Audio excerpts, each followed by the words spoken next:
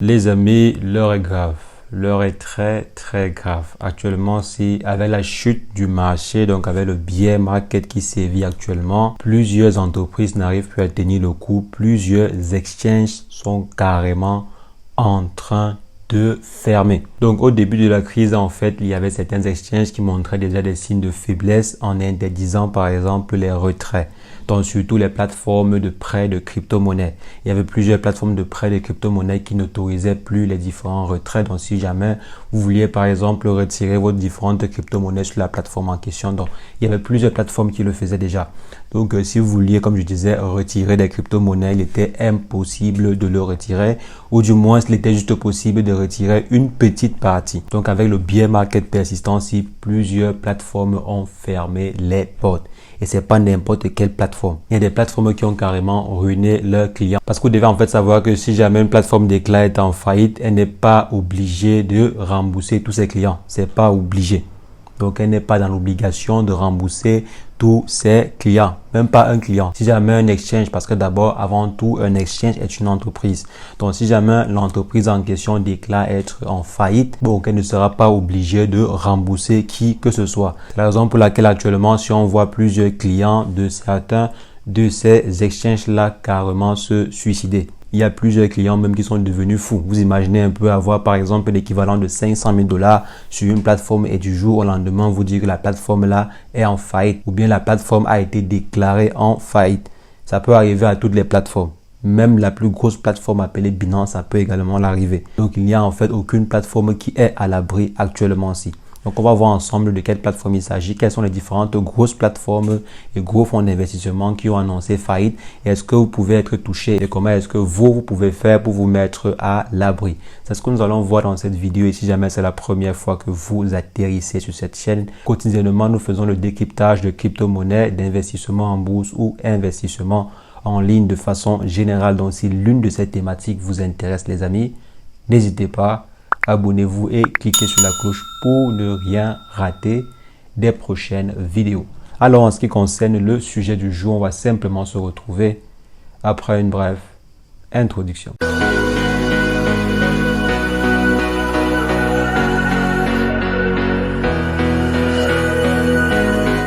Alors les amis, comme je disais, il y a plusieurs sociétés qui n'arrivent plus à tenir le coup. Il y a même plusieurs sociétés comme par exemple 3AC qui depuis quelques jours est sous le feu des projecteurs. Il tient simplement à rappeler que 3AC gérait près de 14 milliards, je crois même plus de 14 milliards de dollars d'actifs en crypto-monnaie. Donc vous imaginez un peu le montant colossal derrière. Donc ces 14 milliards là ont été évaporés. Donc de 14 milliards à zéro, comme l'a si bien dit l'article suivant. Donc 3AC ne réussissait plus à tenir le coup et ils se sont déclarés en faillite. Et ceci a été en grande partie apparemment. Donc apparemment, ceci a été en grande partie causé par la chute du projet Terra Luna, dont les conséquences sont répertoriées sur l'entreprise en question. Donc encore l'affaire Terra Luna. Et actuellement, si les liquidateurs de l'entreprise en question sont recherchés. Ouais, les liquidateurs de l'entreprise 3AC sont recherchés. Parce qu'en fait, la justice voudrait comprendre qu'est-ce qui s'est passé. Comment est-ce que les différentes transactions des crypto-monnaies de la société se sont effectuées. Parce que parfois, on se demande si jamais ce n'est pas une manipulation ou bien ce n'est pas un fait volontaire de vouloir se déclarer en faillite pour pouvoir sauver une grande partie des capitaux juste pour une poignée de personnes, à savoir peut-être les différents fondateurs. Parce que lorsque le marché chute, certaines entreprises ou bien certains dirigeants ont des tendances bizarres. Certaines entreprises vont se déclarer en faillite pour pouvoir rassembler les différentes crypto-monnaies qui restent et les revendre ou bien se partager entre la team. C'est la raison pour laquelle actuellement la justice est en train de rechercher les différents dirigeants derrière l'entreprise en question. Et apparemment, c'est également ceci qui a causé la fermeture de l'entreprise Voyager. Je ne sais pas si vous connaissez très bien Voyager.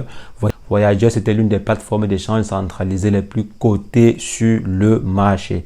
Ceci a également entraîné la fermeture de la plateforme en question.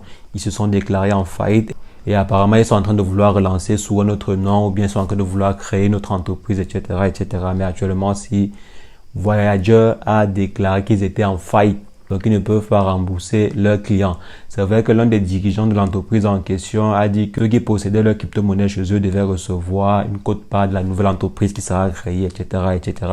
Mais on sait très bien comment ces choses-là fonctionnent. Donc malheureusement, plein de clients de Voyager n'auront pas leur dû. Comme je disais, imaginez-vous avoir toutes votre ressources, bien tous vos différents fonds sur la plateforme Voyager ou bien sur une plateforme lambda et ensuite on vous dit que la plateforme est tombée en faillite. Donc là, vraiment, c'est pas facile à digérer. Et en plus, récemment, il y a également Celsius qui s'est déclaré en faillite. Donc, la chaîne ne fait que continuer. Récemment, Celsius, si vous connaissez très bien la plateforme Celsius, la plateforme de prêt Celsius, elle s'est récemment déclarée en faillite. Vous vous rappelez très bien, dans l'une des récentes vidéos, je vous parlais du fait que BlackRock était en train de vouloir essayer d'acheter en fait Celsius, d'acheter carrément l'entreprise Celsius parce qu'actuellement s'ils sont en faillite. Et BlackRock en fait était en train de rechercher un financement de 2 milliards pour pouvoir acheter Celsius. Donc malheureusement, bon, peut-être qu'ils n'ont pas réussi à recevoir ce financement-là pour recevoir ce financement en fait de la part des investisseurs pour pouvoir acheter Celsius. Donc actuellement, si Celsius est également déclaré en faillite. Donc tous ceux qui avaient déposé leur crypto-monnaie sur Celsius espérant des rendements assez intéressants parce qu'il y avait aussi ce petit point là. Je vous ai quand même toujours dit de ne pas suivre les plateformes qui vous proposent des stackings très élevés ou bien qui vous proposent des taux d'intérêt très élevés, donc des API très élevés. Faites très attention. Et Celsius aimait très bien promettre des rendements assez élevés, des rendements fous quoi. Des rendements par exemple de 20%, 50%, 70% sur certains projets même. Donc Celsius avait cette tendance là de proposer des rendements très élevés. Il y a même plusieurs analystes qui comparaient cela à une pyramide de Ponzi. Parce qu'en fait, on ne savait pas comment est-ce que ces derniers pouvaient faire pour garantir une rentabilité pareille. On ne savait pas comment est-ce que ces derniers pouvaient faire pour garantir de telles rentabilités. Et c'est ça qui a conduit à leur chute.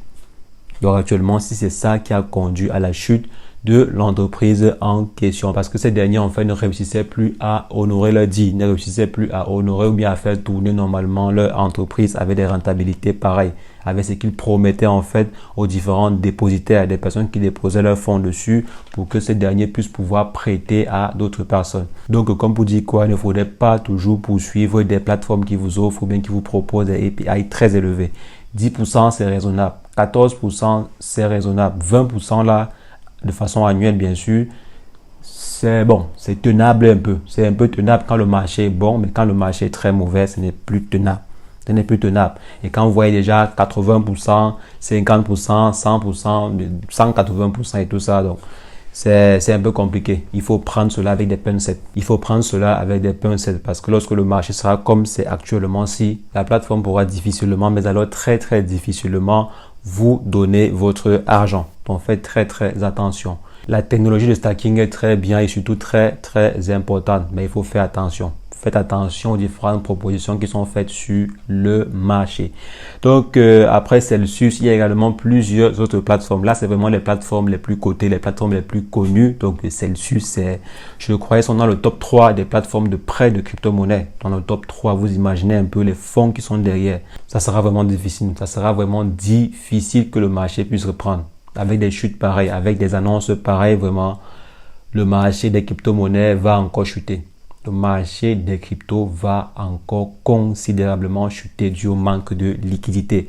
Parce qu'avec des nouvelles pareilles, plusieurs investisseurs vont retirer leurs milliards du marché des crypto-monnaies.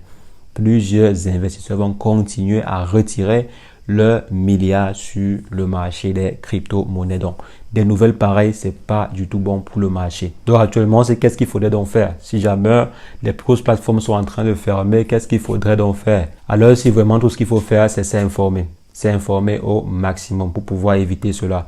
Donc, généralement, quand même, les plateformes ne se lèvent pas du jour au lendemain pour dire que bon, on va fermer.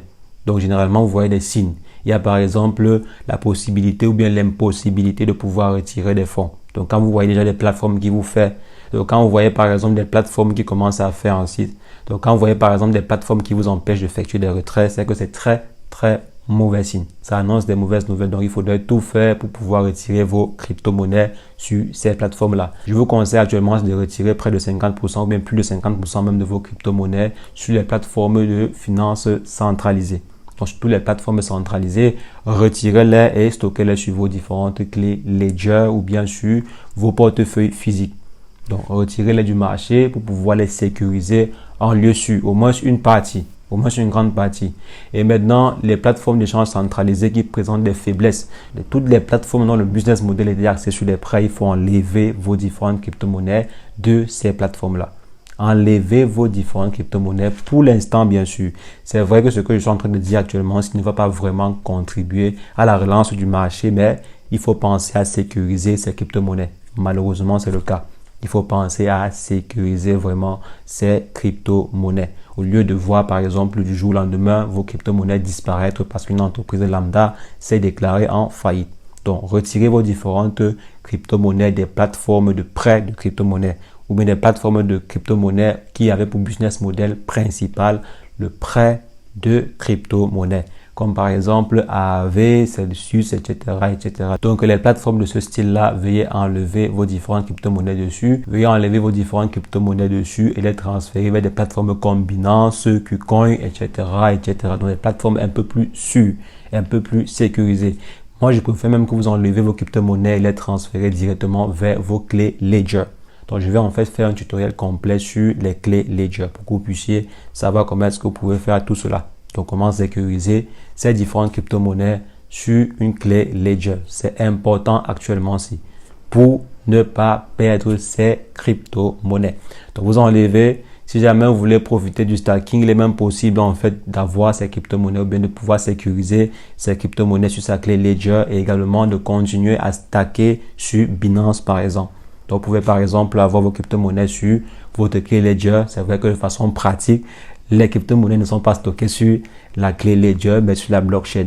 Mais vous pouvez par exemple sécuriser vos crypto-monnaies via le système de clé Ledger et ensuite pouvoir continuer de stacker sur Binance ou bien sur d'autres plateformes, mais avec vos crypto-monnaies très bien sécurisées. Donc les amis, actuellement, si c'est ce qu'il faut faire. Donc si jamais vous ne savez pas si votre plateforme est sécurisée ou pas, ou bien si votre plateforme présente des faiblesses ou pas, veuillez laisser le nom de cette plateforme en question dans la description.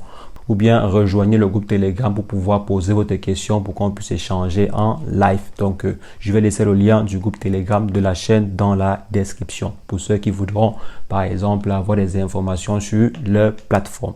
Donc, les amis, c'est ce que je voulais très rapidement partager avec vous actuellement si le bear market ne facilite pas les choses. Plusieurs entreprises sont en train de licencier, d'autres entreprises sont carrément en train de fermer. Donc, il faudrait vraiment faire très attention.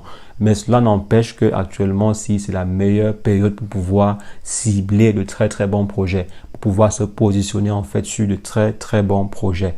Quand je parle de se positionner actuellement, si c'est se positionner sur le long terme. Parce que comme vous le voyez si bien, les prix sont très attractifs. C'est vrai, comme j'ai dit, la fermeture de ces différentes plateformes ici ne va pas encourager une relance rapide du marché des crypto-monnaies. Au contraire, même ça va ralentir considérablement l'évolution des crypto-monnaies. Mais ça reste une opportunité assez grande pour la plupart des investisseurs dans le monde des crypto-monnaies. Pour ceux qui savent vraiment c'est quoi les crypto-monnaies, également qui croient en l'avenir des crypto-monnaies. C'est ce que je voulais partager avec vous. On va simplement se revoir très prochainement pour une nouvelle vidéo sur le décryptage de crypto-monnaies. Mais entre-temps, portez-vous bien. Ciao.